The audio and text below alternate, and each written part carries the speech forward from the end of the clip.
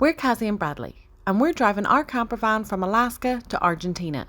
In this video, we're in Peru. Join us as we check out the Nazca Lines, enjoy some Pisco, and check out the highest sand dunes in South America.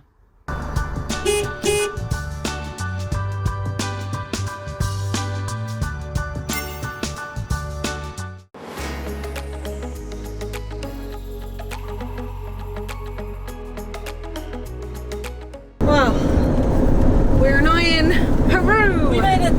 How was that? That one took a little longer than the last one. Just it's so warm. I think doing it in the heat makes a big difference. But we're in, Helen's in, and we're sorted. Yeah, so we're heading towards the coast, and Brad's excited to see the water. 5 days, just constantly looking to my right and seeing the ocean. To clarify, we are just driving through Peru. Obviously, a lot of the attractions are closed because of the political instability here. But we made a decision. There was no other way for us to get to Chile. Basically, we wanted to just zoom our way through Peru to get there. But we have been to Peru before, so I don't feel like we're missing out too much. But we will come back at some stage to do Machu Picchu, which we missed the first time we were here. But it's not open, so I can't feel bad about that. Eventually. And here's another fun fact. We're probably going to get robbed at some point. Yes, everyone, and I've read about it online, and I know that basically Peru is, it's just a... Look, you always hear stories about people having bad experiences, right? Last night, Cazzy was looking on my overland, and it's just constant stories about people getting robbed at gunpoint, held hostage, or whatever. Yeah. And anyway, we were like, okay, we'll see. As we were pulling into the Ecuadorian border, a Scottish guy came over to us, which was quite random. But the things he said was, yeah, you're probably going to get robbed. You're probably going to get robbed. He was like, everyone gets robbed. And we were like, we've been to Peru before. And he was like, did you get robbed? We were like, no. And then we're buying our insurance, and she was telling us there, the girl, the insurance was like, basically, she translated in English, speak Spanish, she translated your, what's it say, like foreigners. She was like because you can't communicate very well with Spanish, you're going to be a target, basically. For scams. And, yeah, so we're going to get robbed at gunpoint. The police aren't going to care, because apparently they're all corrupt.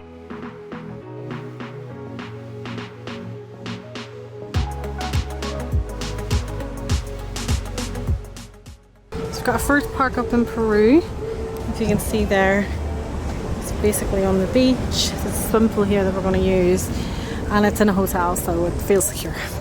First Pisco sour in Peru. That was really nice. We just chilled by the pool for a bit there, grabbed a cocktail, and it only cost us, I think, £8.40 in total for the two of us to stay here, and we still have access to the pool, the Wi-Fi, electricity, water. Not bad. Not bad, especially considering that a room here is minimum $95 per night. So I feel like we got a good deal. So we're parked up. I don't even know where we are. We're still in North Peru. We're about 2 hours outside Lima. We've done like 7 hours driving again today. As I said before, the idea is just to kind of get through Peru. But we're parked up by this nice laguna, and the weather is actually, it's not cold, but there's a breeze, which is really nice. So I'm chopping some vegetables. I'm going to do some tacos, something like that tonight. Kind of like tacos. I don't have fake mince, but the closest thing to it. But yeah, not too bad an evening. I thought I'd just give you a little update. Maybe I'll quickly update you. So we've been in Lima, Peru. We've been driving through all of Peru, and this kind of marks the halfway point in Peru. So we have all that to do again. Now this half is like where the tourists come and where the main sites are and stuff like that. But yeah, we've been here before. We've been to Lima, but yeah, it was kind of, Brad was saying, he was like, if you had said to me then, oh, you'll be back here, but you'll have driven there, we'd never have believed it. Last time we were here, we were budget. We were literally broke backpackers. We were literally broke backpackers. After this is where we ran out of money. We did. We were like, we've no money left. I paid to learn how to surf. That was about it. Yeah.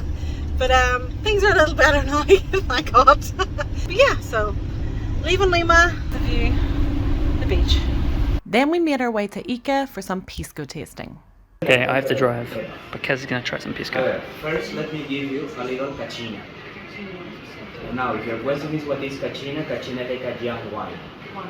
About the process, remember the first area is just to get the grape juice, Yeah. and then we have to put in a fermentation, the ceramic, just 1 week.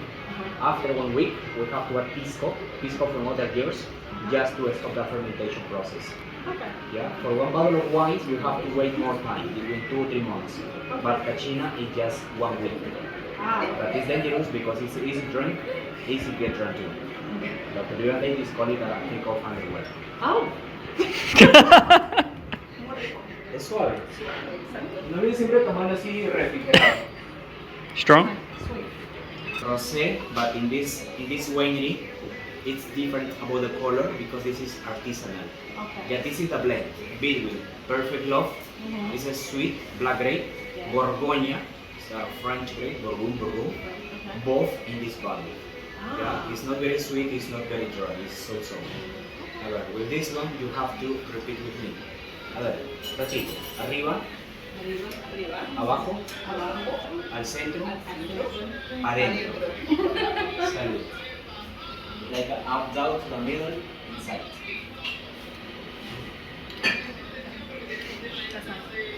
Tequila. So that's 41% Pisco, after already trying 5 other wines. Breathe it in.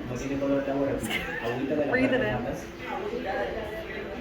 Yo te tomo, tú me matas. Tú por las noches. Me haces andar So like doing that gatas. tequila tasting. Me haces andar gatas. Con los paisajes de las gatas. Oh my god. Pancake Tuesday. That means Brad's whipping up some pancakes. Fun fact for you, I prefer savoury, Brad prefers sweet. Actually, he prefers just lemon sugar. Simple. Another fun fact, just after we met each other, I claimed to like pancakes so much we decided to have a pancake eating contest in our house at uni. Cazzy was adamant she would wipe the floor with the rest of us. And you backed out after about 8? I think I did like 9. There was a lot of pancakes, and I genuinely thought I could do it. And ever since then, I haven't been able to eat a lot of pancakes. Me and the other guy in the house, we got to, was it 19? 19, something ridiculous. It was, yeah.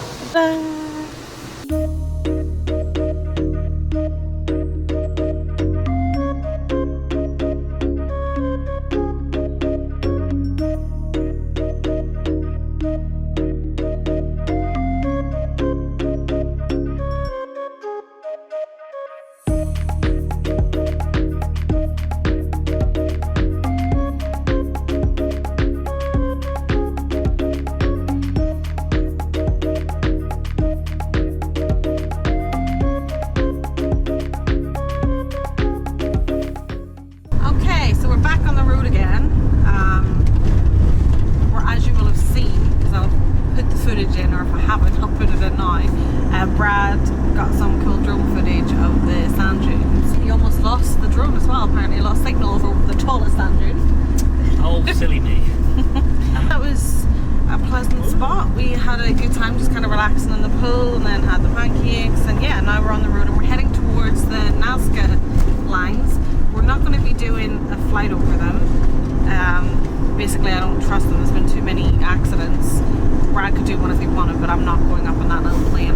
And they're, yeah, and you'll feel sick because they have to tilt the plane to see the lines and whatnot. But there is a viewpoint that lets you see 3 sets of lines, and I think it's the lizard, maybe the bird, and something else. So you just climb up to the top of that. You climb up to the top of that, and apparently you can see them. So we're going to do that. It's about 2 hours away. So yeah, I guess we'll just enjoy the drive. We got some coffee and food from a really random modern place called Harvest Coffee House. The best soundtrack. It's such good music, such good music. But yeah, so that is the plan of action.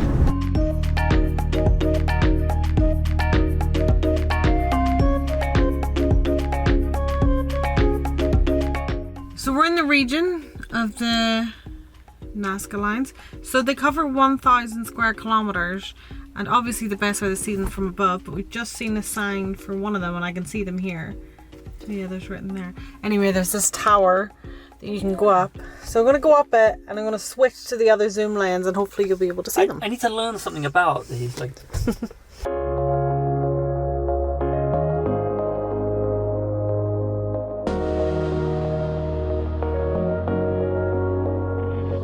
there's no one here. It's just us. Like, no one's pulled over to any of these spots yet.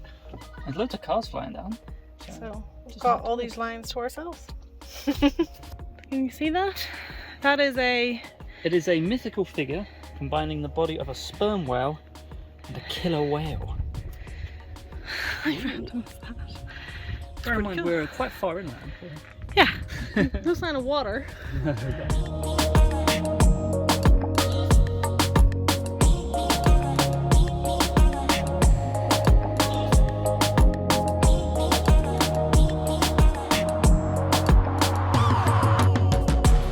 So yeah, we made it to... This is the main area of the Nazca Lines. This is like, you see all those famous aerial photographs. This is it. And from here you can see 3 of them without taking a plane ride. So, ooh, we got this one over here. Zoom in. We have it on the photo what this one's called. Cazzy will put the name of it underneath. Yeah, there's one over here. This is El Manos. El Manos. So if it is a man, he's got big chicken legs. But here, most shockingly of all, perhaps, we have this one here. Yes. It's kind of like a, I don't know, serpent or something with his arms up. And they built the road through the middle of it. Yeah, like you can see the end of it there. One of this country's most historic archaeological things, and they built a road through it. Welcome to Peru, ladies and gentlemen. And all the rest of the really famous ones, they kind of stretch right into the distance. From here it's hard to see anything really. And they stretch over there as well. Which kind of makes sense because it's a big open plain. Okay, we've made it to our campsite for the night. This is the view. Not too bad. We basically have 9 hours driving left until we leave Peru into Chile. We weren't planning on doing big sightseeing in Peru. We've been to Peru before, so basically we done a bunch of stuff that we haven't seen. The plan is to get into Chile.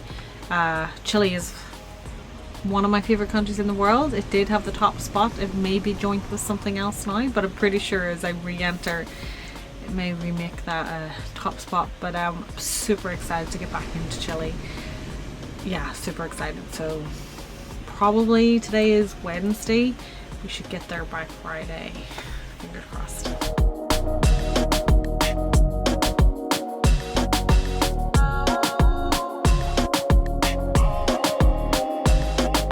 Just another 8-hour drive to the border of Chile, but the views are good.